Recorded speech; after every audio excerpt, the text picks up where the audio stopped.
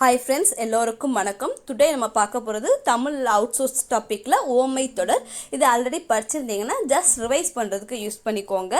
அத்தி பூத்தார் போல் அரிய செயல் அருமை, அச்சில் வாத்தார் போல் ஒற்றுமை, அடியற்ற மரம் போல விழுதல், அணிவகுத்தார் போல ஒழுங்கு, அழுத பிள்ளைக்கு வாழைப்பழம் போல் ஏமாற்றுதல், அடுத்தது காட்டு பளிங்கும் போல் வெளிப்படுத்துதல், அன்றலர்ந்த மலர் போல புத்துணர்ச்சி, அலையில் சிக்கிய துரும்பு போல துன்பம், அழலில் விழுந்த புழு போல வேதனை துடிப்பு, அனலில் பட்ட புழு போல அதுவும் துன்பம் கண்டு உருகுதல். இதில் நமக்கு பார்த்தீங்கன்னா 3 துன்பம் வந்துடுச்சு.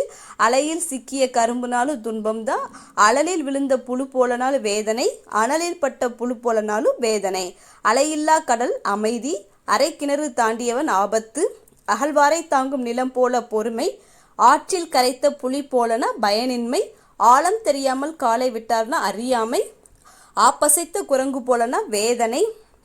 இதுலேயும் பார்த்தீங்கன்னா வேதனை வருது.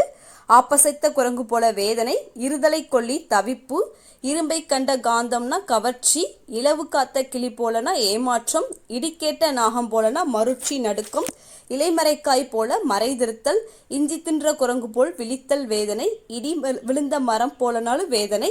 இதுலேயே 2 வேதனை வருது. இஞ்சி தின்ற குரங்குனாலும் வேதனை, இடி விழுந்த மரம் போலனாலும் வேதனை, அவளை நினைத்து உரலை இழுத்தாற்போல் கவனம், உள்ளங்கை நெல்லிக்கனி தெளிவு, உடுக்கை இழந்தவன் கை ஆதரவு நம்பு உதவி, உமிக்குற்றி கைவத்தினால் போல வேதனை வருத்தம், உமையும் சிவனும் போல நெருக்கம்.